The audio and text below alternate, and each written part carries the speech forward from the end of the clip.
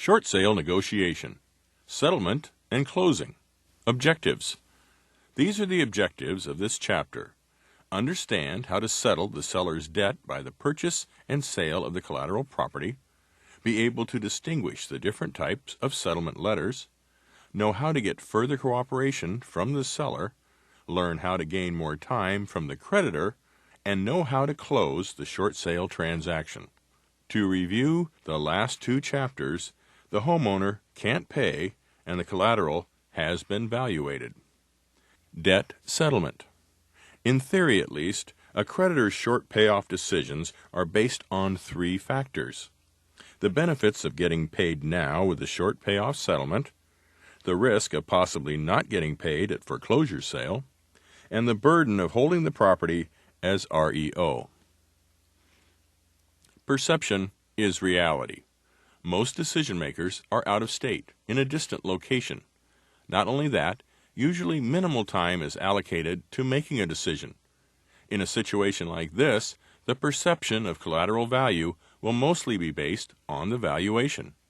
Accurate or inaccurate, to the creditor, the valuation figures are the reality. Other factors also affect short payoff outcomes.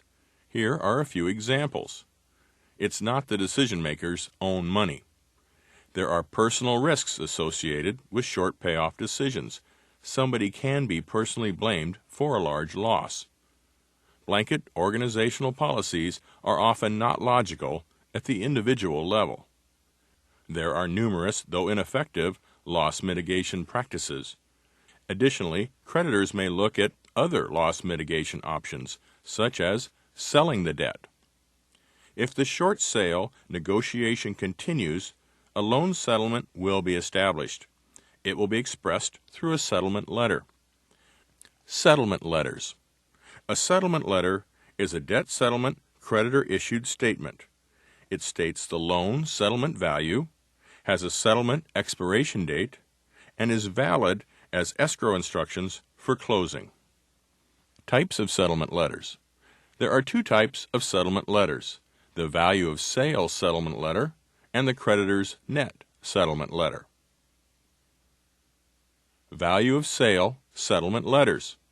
A value of sale settlement letter focuses on the sale value of the property. This type of settlement is more common with single mortgage transactions. In a value of sale settlement letter, the creditor wants the property to be sold at no less than a specific value.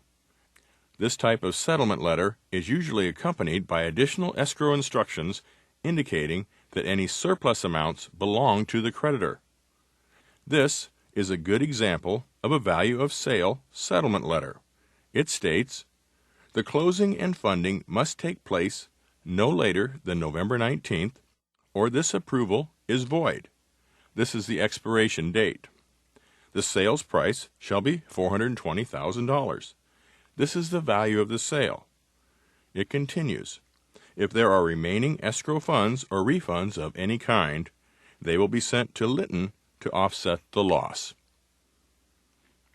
Creditor's net settlement letter.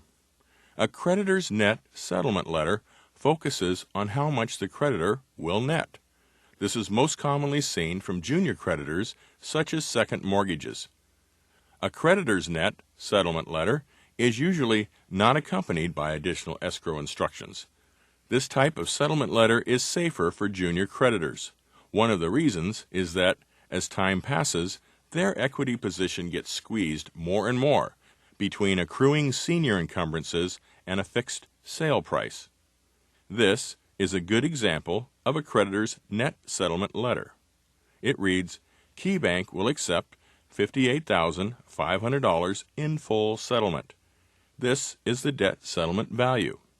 This offer is good until April 1st. This is the expiration date of the settlement letter." Getting additional seller cooperation. A workable settlement letter is great news to the client. The reward of debt forgiveness becomes a light at the end of the tunnel. This is the best time to emotionally commit the property owner into further cooperation. If you are an agent dealing with an occupied property, this is when to have the owner clean the property better, declutter spaces, remove personal photos, and be absent at showings and do anything else that makes the sale more expedient. Later on, requesting additional cooperation will not be as effective. Continuing with the flow chart, if the second mortgage settlement is satisfactory, then the value of the first mortgage payoff must be obtained. The first position lender, trustee, or attorney will provide the payoff. This is a good example of a full payoff statement. Going back to the flow chart, the settlement letter from the second mortgage plus the first mortgage full payoff together with the purchase and sale agreement and any addendums become the final escrow instructions. This is sent to the escrow service. Based on this information, the escrow service will create the final HUD-1. This is what will be used for closing. Transaction funding. To the creditor, what matters is that the transaction is funded as agreed in the settlement letter and as reflected in the final HUD-1. The debt needs to be settled. At this point, as long as collection rules are not broken, the source of funds is unimportant. Some settlement letters have built-in funding source change provisions.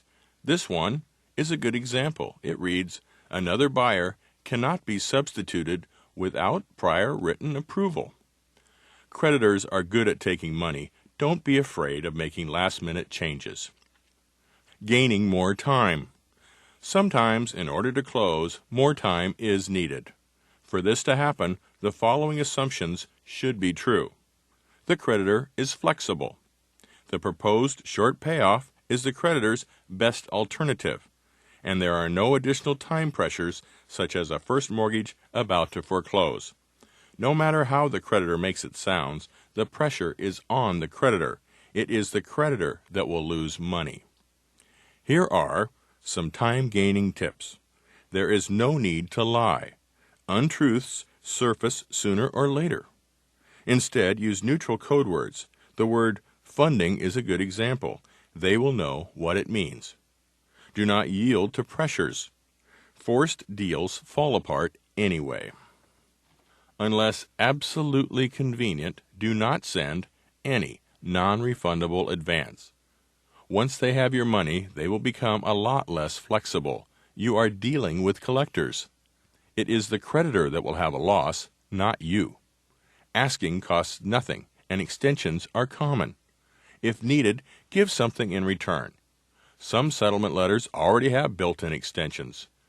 This is a good example. It reads, "Should closing be delayed and the investor agrees to an extension of the original closing date, the seller shall be responsible for per diem charges." If the creditor is flexible, the conversation will sound like, "How much more time do you need for the funding to—" Saying the right things is also important. These are some examples of what to say as an investor. In my offer, I had a 60-day closing.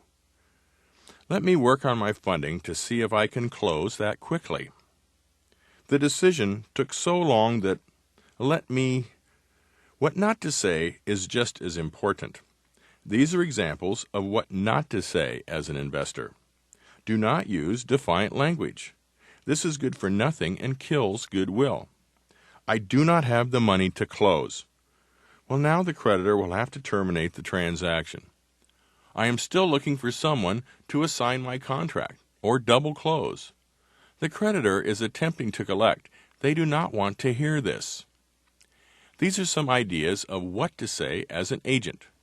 The client's offer had a 60-day closing. Let me work with the buyer to see if the closing can be that quick. This took longer than initially expected. These are some ideas of what not to say as an agent. Defiant language. There is no longer a buyer. With some creditors, this may kill the transaction right away. Going back to the flow chart, if things keep moving positively, the buyer funds the transaction. Through the escrow company, the seller conveys title with title insurance to the buyer. In this example, the buyer receives a warranty deed as evidence of title. With the money received from the buyer, The escrow service will pay off the lenders, and the lenders will release their security interest in the property.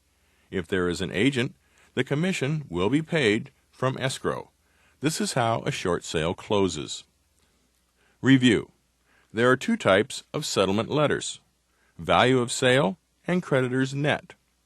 The best time to get further seller cooperation is as soon as the settlement letter is issued.